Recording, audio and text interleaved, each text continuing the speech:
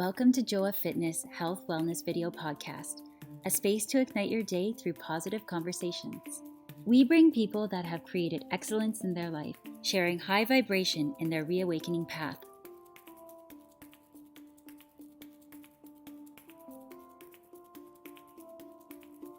Hello, my friends. Happy Friday. I wanted to say hi to everyone. My name is Joa Rivas. I wanted to welcome you to Back into Alignment, which is a podcast that was created in 2018. And it was created from my own pain. As you know, you learn so much from pain. Unfortunately, this pain lasts for 10 years and it's back again, my friends. I have to give you a little bit of the updates about what's happening to my spine. I'm trying to see everything from optimism, but definitely pain teaches you big lessons. I am a yoga and Pilates teacher and a health educator because my back pain was affecting me, and the scoliosis was one of the biggest master teachers of my life so far. I'm in the city of Toronto, and I am going to be practicing to speak slower because I got a couple of feedback like, Joa, I really love what you're doing, but you speak so fast. So I am making an effort. It's not a slow motion. It's how I'm supposed to be speaking. Oh my God. Here today, I am with Dr. Keon. He is actually here in Toronto, in Canada, and so excited to bring him as an inspiration, not only to other chiropractors, but also to young entrepreneurs. He's a very young entrepreneur. He is running his own clinic because he wants to be his own boss. He wants to set his own hours. He has a big goal, not only to work in a local community, he's actually building a big, strong team of awesome professionals. They are dedicating to protect and to prevent injuries in everybody. So welcome, Dr. Kian. How are you? Thank you. I'm doing well. Thank you for having me. That intro was amazing. I don't think I've had a better intro than that. That was amazing. Yes, you know what? I'm super excited. I'm super excited to have you because you're so young. I couldn't believe how young you are when you told me. You have accomplished many degrees. You actually have 2 degrees. You are a kinesiologist and a chiropractor. You flew all the way to New York, which I love immigrants, people that travel to other world. It opens the possibilities that you don't have to stick to one land. When you travel, you see that you have infinite possibilities. So you are a healthcare provider from the University of Lethbridge. You studied to be a kinesiologist. Then from there, you became so in tune with your own body. And then you moved into a new practice, which was in New York, the Chiropractic College. And then we got you back here again, and you're now putting together awesome clinic in Liberty Village, right in Toronto, that is driven by being your best self and built in the lab, the laboratory, awesome LABX. LABX is right on the heart of Liberty Village, and I wanted to talk about how this is actually all started. How did you move from kinesiology to being a chiropractor and now to run your own business doing what you love? Yeah, for sure. So it all started, I think, my love for sports, right? I started off playing soccer, football, whatever you want to call it. That was my dream. That was my vision. I want to be a professional athlete.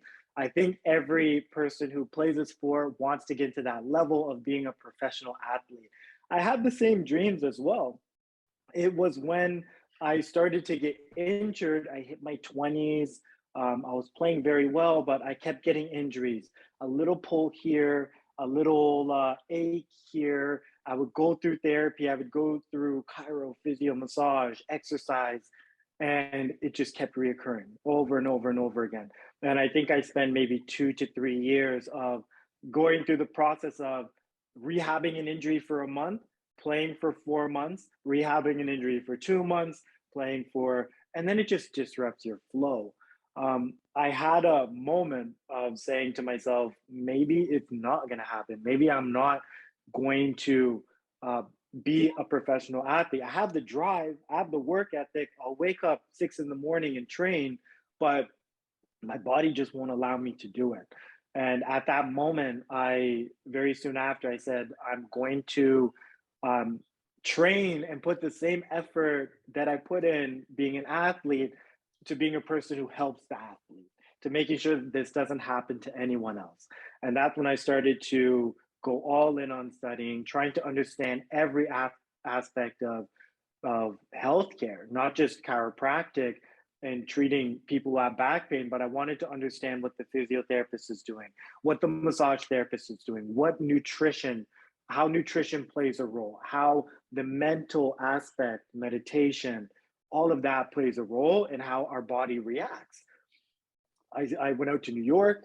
I studied there. I studied at a very good school, now called Northeast Health College of Health Science. And that's where I did my studying. And I just continued to try and absorb like a sponge all of the information. I came out and I said, I want to treat the athlete first, because the athlete puts demands on their body. They push their body to the limit. So if they have a tiny issue, it's going to become a big problem. So if I can solve that, it will better equip me to helping everyone else. And when I started to see success with it, I then went on to just treating everyone and said, I want to open up a business along with my business partner. And him and I just put our two heads together and said, let's create a business that will address all of these things. Let's, number one, how do we understand what's going on with us? The education is very important. How do we build a relationship with the patient that we can have long-term communication with them? And how do we just create an environment where even if we are injured, we're a little bit depressed, we're a little bit down, we can be very negative when we have an injury. So how do we create a fun environment where we could tackle some of these issues, which could be long-term with people? That's how we created LABX. Yes. Wow. Okay. Okay, let's drink some water, my friends. I know that was a long story there, but it's so much to dig in. I'm drinking some water because I'm learning to speak slower, my friends. I love it. I love it. Look, we all have skills, but we also have so much potential to improve it. And I'm also open to hear your feedback. So thank you. Kian explained the journey, but I do have to go and deep dive because you kind of went just superficial, which is good. But I wanted to know, how was Kian when he was a kid? Like, were you active already on soccer at a very young age? Can you please go a little deeper into the very first Kian when he was about 5 to 7? What did you really love doing when you were a kid? Yeah, active. My mom used to hate me, and I was just telling someone this story.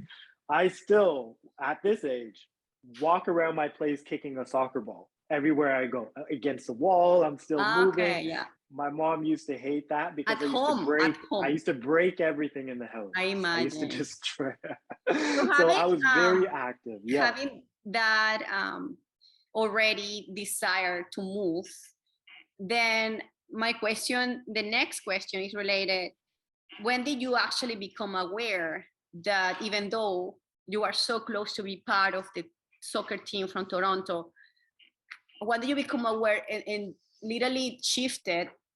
Or what was that moment that you're like, okay, I'm not going to be able to make it. Like, I'm just getting injuries over injuries every weekend. So I have to shift the aware. And instead of me being addicted to a drug or finding misery, I actually found a way to prevent this to happen to other people and become an example from that, instead of me taking down the other way, right? So when was that moment? When did you become aware of your potential?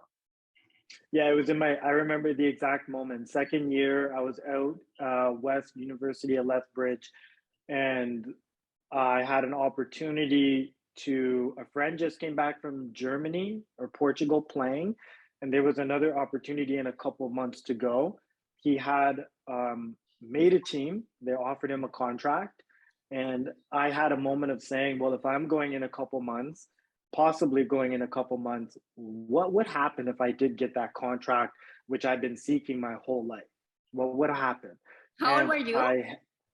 I was around 21 years old. Yeah. And the goal for any soccer player is, if you want to make it big, you have to go to Europe.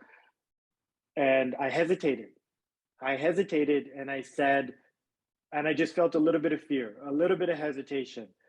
I didn't know what it was, but I knew it meant one thing, that I wasn't going to make it. Because if you hesitate, you're not going to be able to play at the highest level. If I'm doubting myself, I'm not going to be able to go all in. I'm not going to love the process. And I realized with that hesitation, I wasn't loving the process, which means I wasn't going to work hard. And with the level of competition, there was no way I was going to make it. And that alone was a moment that I said, even if I continue to push, I know it's not going to be a successful career. So I need to pivot. Do you relate that moment to like not being confident?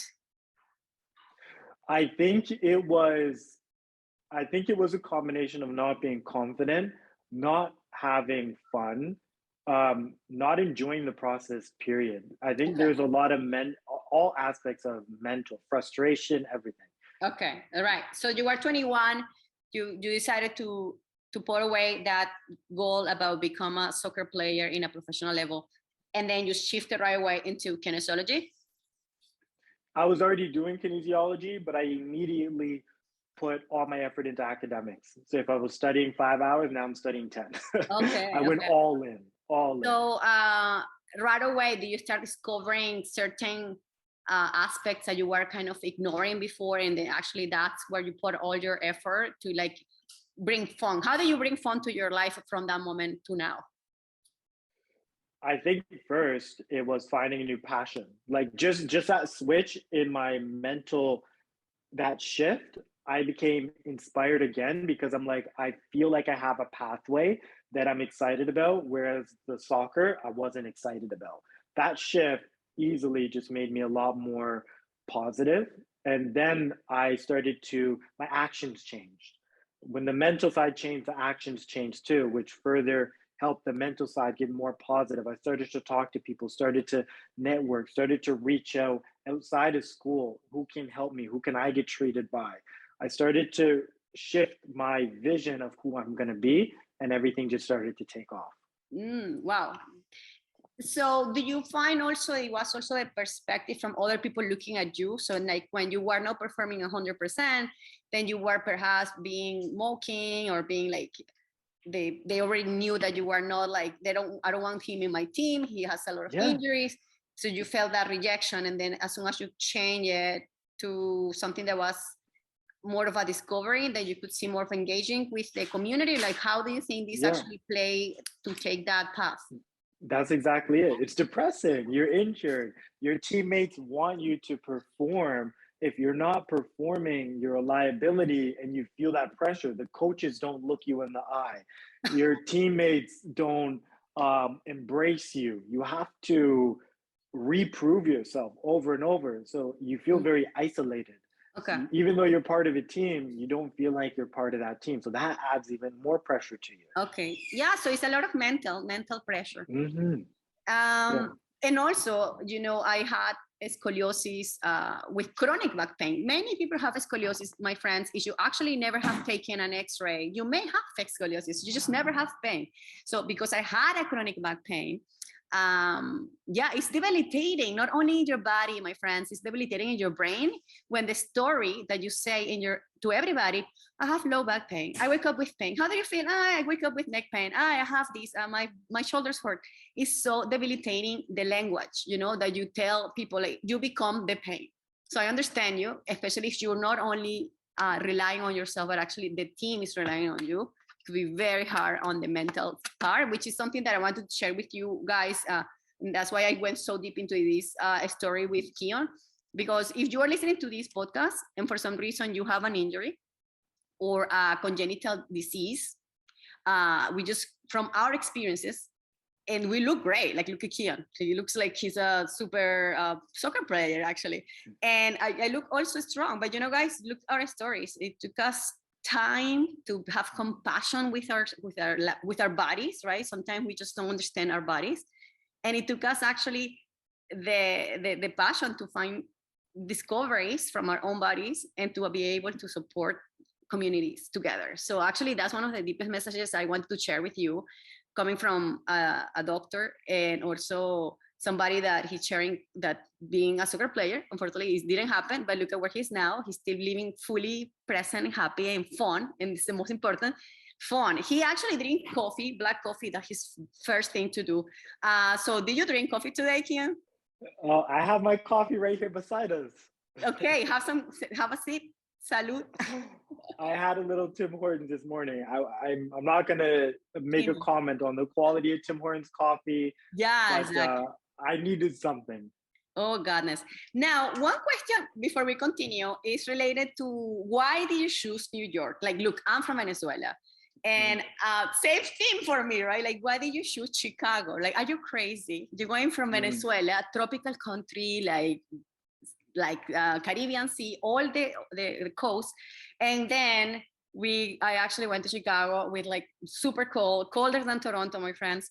So the people ask me that, my answer is usually because I wanted to see the snow. It was a lot though. It's a lot of snow. So what about you? Why did you choose New York? I met a person who had attended that school, and I loved what they were doing with patients. I had the same passion, same energy, same long-term mindset. And I said, if that is what this school is producing, I'm not even going to hesitate. I'm just going to go there. Okay, nice. One of my last guests 2 months ago, he actually went to New Zealand and he became a chiropractor in a school in Auckland.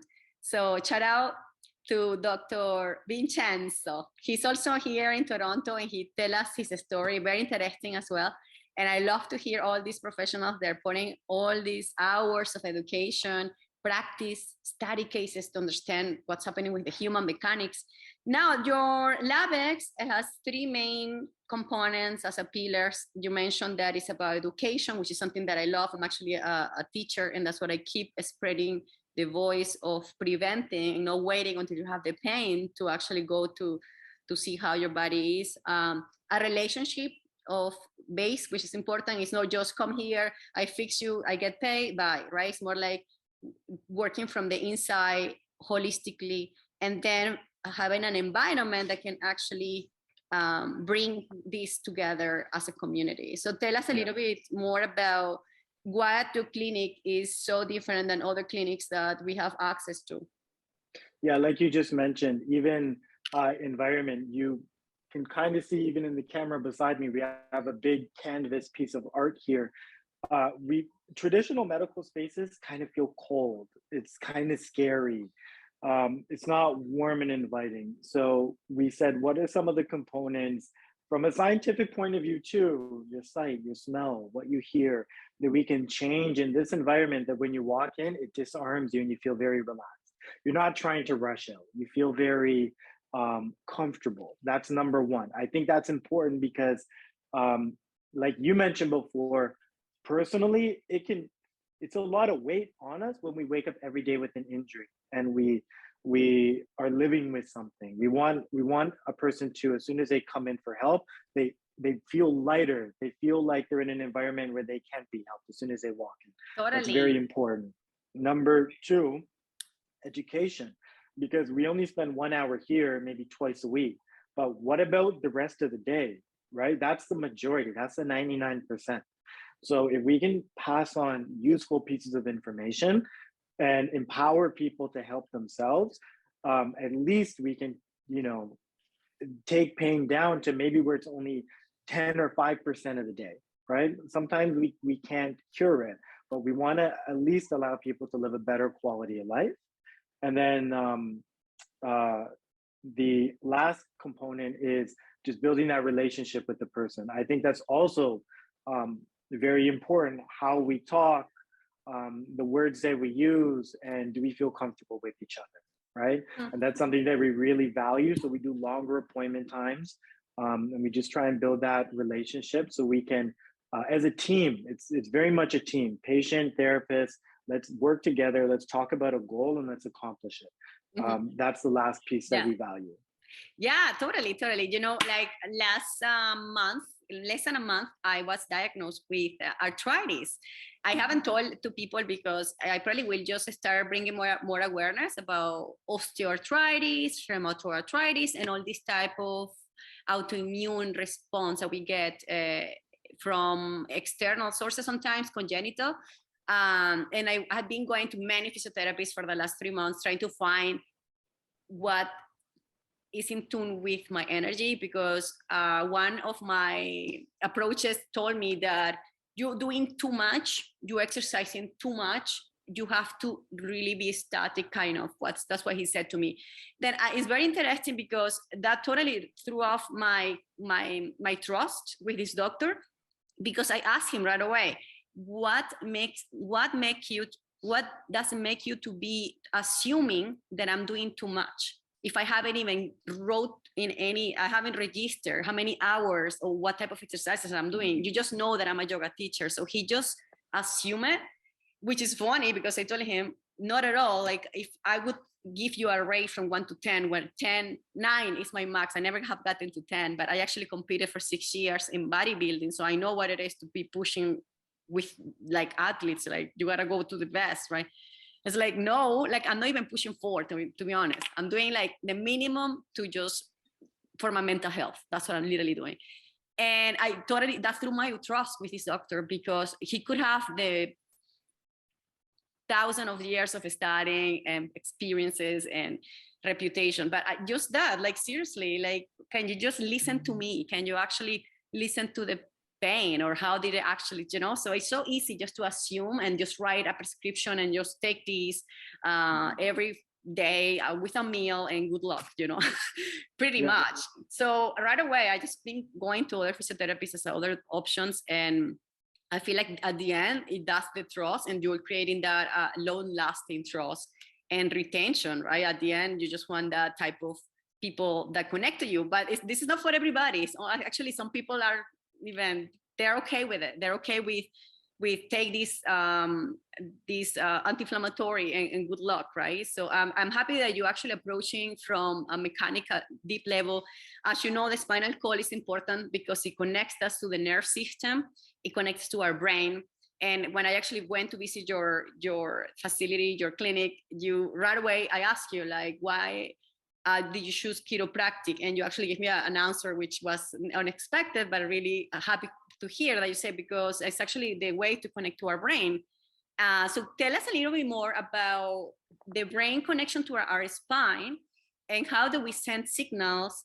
And if you notice that the whole pandemic that has been draining us mentally has been increasing the level of lower back pain. Yeah, I just try and simplify it, even for myself, because this is something I didn't even mention here, but I have a disc issue. I have a disc bulge. That was one of the injuries that I was dealing with when I was younger, going through playing soccer. Even after I stopped playing and I started studying, it actually got worse. And that was something that was kind of like I needed to figure out, right? Because it was stopping me from playing my sport, and I couldn't play at a high level. I didn't want to, I didn't have fun, change my career. But now it's getting worse that I'm not playing. So when I looked at the information and I started to learn more about the body, I started to learn more about essentially engrams. So we can program our body based off of what we do day to day, or even past injuries. Our body can adopt certain postures, whether that be our shoulders are rounded forward or our head is forward. It can change our posture, and it can change even when we do simple movements like bending over to pick something up. The way I bend over and you bend over can be two different ways, right? We're all going to move slightly differently. So I like to start off even with every patient, and this is exactly what I did with myself. I try and figure out, number one, like, what is causing my pain every time I sit, when I bend to pick something up. And then I try and analyze my movement, that mind, that connection from the nervous system to like our muscles and how we move. And if I notice that, when I bend over to pick something up and my back is rounded versus it being straight, I need to now teach my body to do it in more of a pain-free way, and more of a way that can help reduce my pain. So what we do day to day, and even past injuries, and even our mental side of like, are we kind of self-conscious and negative, where we don't want people to look at us and we're down in this position, or are we able to be confident and upright? Like, this is much better for your body to be in this position. Upright, so I try and shoulders back, long body. Exactly. But that can also be like a very mental a mental barrier. Some people in crowds want to get they don't want to be seen, right? And that can also be a trigger for pain. So our nervous system influences our body, the way we move, the way we lift weight, the way we do everything. I just start off with awareness, right? What causes pain, what doesn't? And let's start to get your body into different postures and move in certain ways to do it in more of a pain-free way and build back that healthy mind-body connection where we're doing things a little bit more effectively. Of course. And after pandemic, coming back to the lower back pain, what are the 3 common causes of lower back pain? If you could actually notice it for the last year, that you're like, okay, I noticed that there is a common factor that everybody comes with that. 3 big ones that I notice. I deal with them all the time. I'm actually going to start off with in the gym, because there's a lot of people after the pandemic who want to get back into the gym. They want to exercise, and I deal with that population. Improper mechanics when they lift. So maybe wanting to do deadlift or squat, not understanding how the body moves correctly. Fair to say, everyone's body is different, and we're going to move a little bit differently, and we all have different goals, but there are some fundamental things that we need for the back to do things generally in the safest way. So improper lifting mechanics. Number 2, what we do during our 90%, our day-to-day. How are we lifting something up off the ground? How do we wash dishes? How do we clean our house? That's going to be another trigger. And the third thing that I find is what we do when we're not moving. How are we sitting? How are we sleeping? How are we lying on the couch? When we look at majority of what I just mentioned, that makes up 99% of our day. So we can start to solve those issues. We can start to get our body we can start to cure pain that we have or control pain, but we can also really prevent pain from ever coming on in the future. Okay. So those are the 3 first common factors that you notice. So it's either coming of how you lifting at the gym, how you moving on the day-to-day activities, and how you actually sleeping and creating those static moments, sitting on the computer, how you actually setting up your desk, it could actually influence you, right? Correct. So those are the very first 3 common factors. And now from the pandemic, as you and everyone remembers, we were remotely working, which we found it very productive because we were avoiding all the traffic. We were actually taking away some of the contamination, but at the same time, we start becoming very static. We just go to the fridge, pick up something there, coming back, like barely moving. So did you notice since last year to now that more people were coming to see you with these type of issues because statically they're not aware, or perhaps because they're not even lifting heavy objects? 100%. We had people coming in, seeing me who just developed back pain, and they were very confused because they're like, I'm not doing anything. So why is my neck hurting? Why is my back hurting? But that's where the static positions come into play. Everyone's working from home. Everyone is wake up, log in, start to work from home. As soon as they're done at 5 o'clock, sit on the couch, because maybe they're mentally exhausted, sit on the couch, watch a little bit of TV. And when you do that for a week, you haven't moved. You haven't done anything. So the static posture started to become a much bigger issue. Therefore, I started to educate people a little bit more. How do we have, how can we be in static postures a little bit better to cause us to have a little bit less pain? Okay, exactly. And just to finalize our call, we normally don't go over 30 minutes, so we're very close to finish our call. And I wanted to, of course, give some takeaways for people that are listening to our conversation. I hope you enjoy the whole story about who is Kian, why he's doing what he's doing. And also now, since we just went deep into the connection between the brain and the body through the spine, I wanted to talk about this highway that is so important. Sometimes we neglect. I wanted to know 3 tips, if you can give us 3 tips quickly, what we can do at home, especially at home where we spend so many hours while we're sleeping, while we're cooking. What should we just be doing to be aware and to reverse or to decrease the amount of pressure on the joints or lack of mobility? 3 things.